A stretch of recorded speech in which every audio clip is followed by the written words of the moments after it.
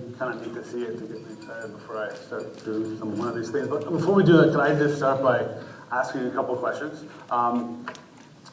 Just as an icebreaker, I like to do this. How many people in the room today don't know Canada Goose? It's truly amazing is that when I started doing this like 5 years ago, I'd actually reverse the question, ask them like, do you know Canada Goose? But it's humbling and it's amazing because I remember when very few people knew Canada Goose. I remember when I used to, somebody asked me what I did and I said, I have this company, it's called Canada Goose, and what's that? They never heard of it. And that was the norm at the time. So anyways, how many people in the room own a Canada Goose jacket? Awesome, thank you very much, and tons of opportunity in the room, which is really, really good. How many of you guys that do own a Canada Goose jacket, love your Canada Goose jacket? Almost, I think pretty much all of you. That's wicked. Lastly, I have to ask, how many people in the room want to own a Canada Goose jacket? Awesome. All right. Thank you for indulging me in that. That was fun. But good numbers. Yeah. It's all. So tell us about Canada Goose. What is it now? What is Canada Goose now? Canada Goose. We've grown over the last 10 years from a small family business where our revenue was quite small to a company that we're doing over $100 million a year annually in sales now. We've got sales in over 40 countries around the world and multiple branch offices in different countries. And we're truly a Canadian global brand, which is amazing. And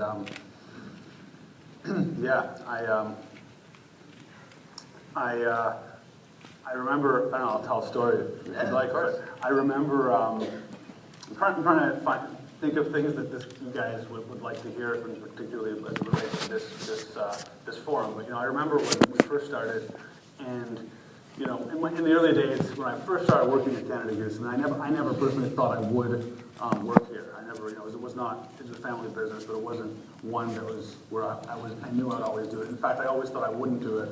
And in fact, my family and my parents always told me that I should never get into the family business because, it's too hard. I should be a professional.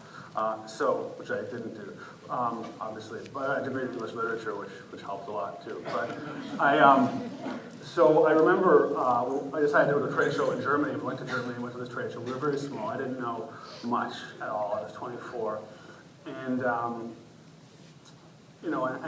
did learn a lot in Germany at that trade show and in Europe in general. But at one moment that I'll never forget, it was really a turning point, I think. I didn't really realize it at the time, but I was walking around the trade show. We had a very small stand that kind of looked a little bit cheesy at the time. And I walked around this show, and I came across this booth of Columbia Sportswear. You guys all know Columbia Sportswear, and they were huge, right? They were at the time, I think they were a $1 billion company, and the only thing that Columbia Sportswear, by the way, in Canada Goose have in common is that we're in the outerwear business. I mean, if they make their stuff in China, it's cheap, but I wouldn't buy it. But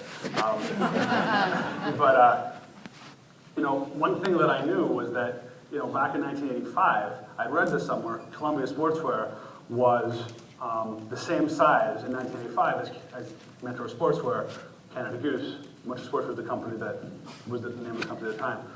So the size of our company, the size of Columbia Sportswear in 1985, we were the same size.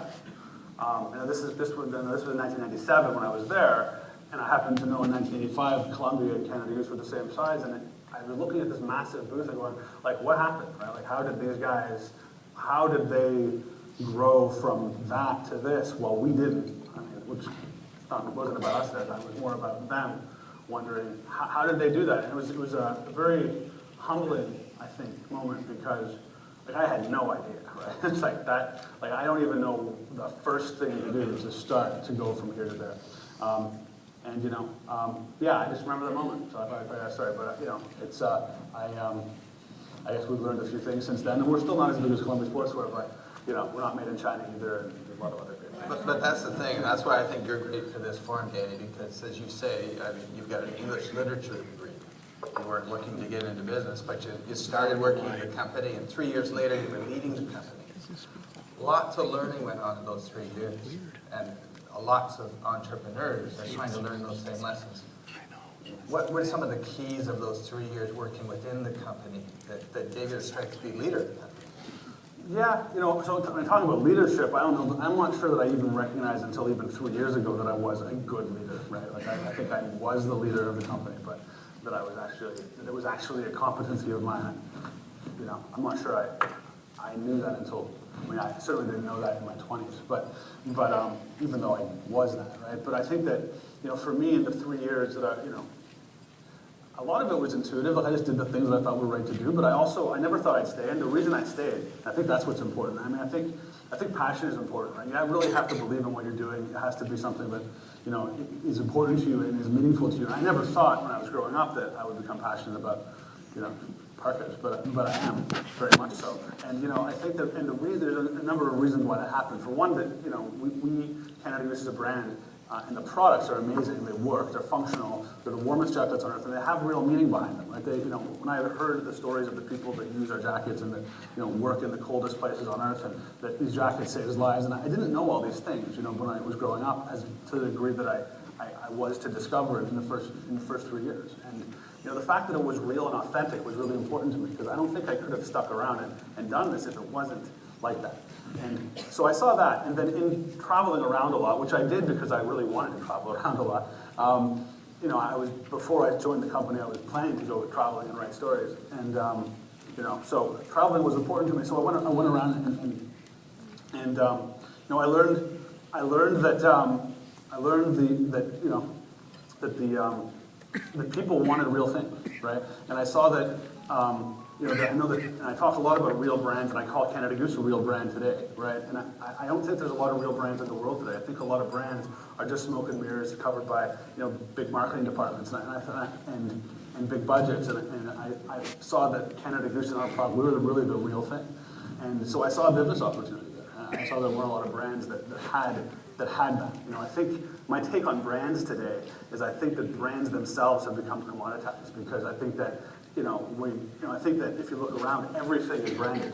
So if everything is branded, that's kind of the definition of a commodity, is that everything is the same. So what separates us, or certain brands, from the pack, in our case, is that we're real, right? And all the stories that we tell are real stories. From a business sense, when you took over the company, though, you had a vision. You had a vision that needed to transform that company in a major way. Can you go through some of those pieces, those chunks that you had to undertake? Yeah, I think that the vision was,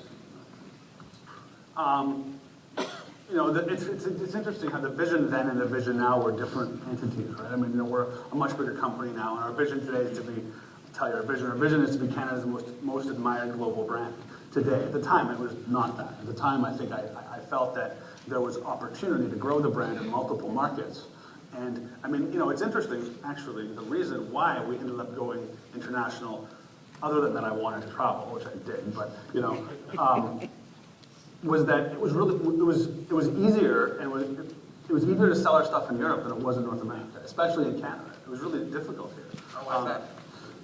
There's a lot to learn in that. I think about Canada and about our mentality. But I think that when we at first, back in the late '90s, started to go out there, I would personally go into stores and try and sell them. And they'd say, Dani, either we've heard of it or I haven't heard of it, but this is for the North, this is a utilitarian jacket. Nobody wants this, right?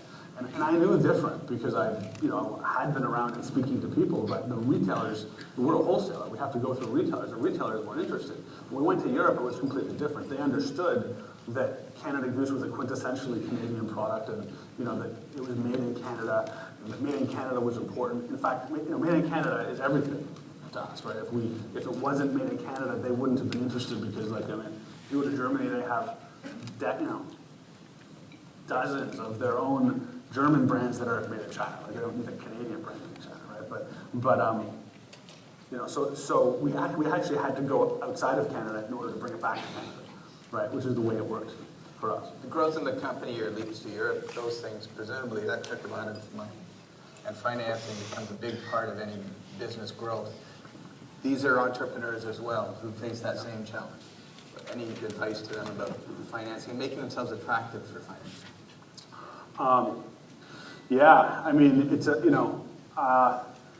People often remark to me, we're still 100% privately owned. We have a fantastic bank that we work with that supports us. you know, I think that the advice I would give to people is to stay private as long as you can, to not take, you know, not sell your equity if you can avoid it. You know, sometimes you can't, right? We've been fortunate in the sense that we've been able to grow and been profitable enough that we've been able to grow and reinvest and you know, and it's not been easy. It's been far from easy. I mean, we've stretched, you know, all sorts of financial covenants and whatnot. But you know, I think that, you know, the profitability is important, right? You know, I think that's probably the most important thing, right? If you're going to grow a business, you can't do it without bottom line profit and reinvesting that in the company. And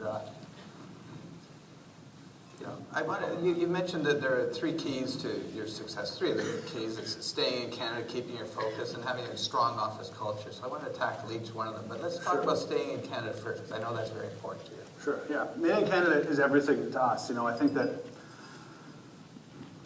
you know, go back 10 or 12 years ago. If you look at the, you know, the landscape in Canada, 10 or 12 years ago, everybody in our category was leaving Canada. You know, a lot of manufacturing was leaving Canada, a lot of people were going to Asia, and we made a highly strategic decision at the time. We decided we were going to stay made in Canada. And you know, the reasons people were leaving, they were saying that you know, we can't compete anymore, and that people don't care about made in Canada. And we felt, you know, actually people do care about made in Canada. People in Canada care about made in Canada. People internationally care about made in Canada. And more importantly, we can help make people care more about made in Canada. Further to that, we thought that, you know, since everyone's leaving, right, if we are able to just stick around long enough, we'll be the only ones left, and that will be a competitive advantage, right?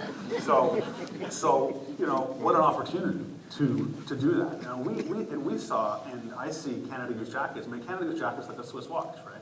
We've always talked about Swiss watches, right? I mean, you can't make a Swiss watch in China, right? And you can't make a Canada Goose jacket in China either. A Canada Goose jacket is the quintessential, you know, it's quintessentially Canadian product, and people around the world, when they buy a Canada Goose jacket, they feel like they're buying a piece of Canada, right? And you lose that if you make it in China. So I think that, you know, and I also think there's a brand element to it. That's a product element. The brand element is that brands have a soul. Brands are real. They're authentic, and they have stories behind them. And you know, I mean, it's more than just a commodity, and we are definitely more than just a commodity. So, you know, made in Canada to us is absolutely everything. I'm sure that had we, you know, hired some, you know, Boston Consulting Group consultants or something to come in and tell us what to do, and they told us to go to China, and we would have done that, then I'm sure we wouldn't, you know, and I would not be here today, and we would not have been as successful as we have. That kind of speaks to that other piece, and that's your focus.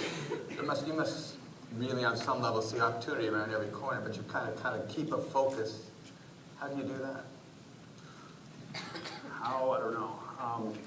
I think that focus is very important. And it's very important for entrepreneurs as well.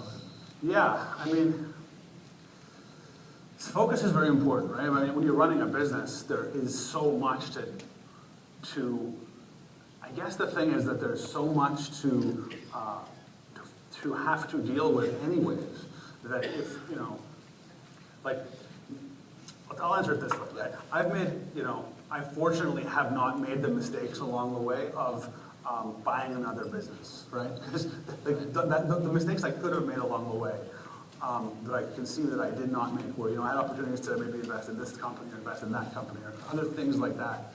And in every case so far, and you know, we've not done that. And I think that those have been good decisions, because owning a business, running a business itself involves a lack of focus, right?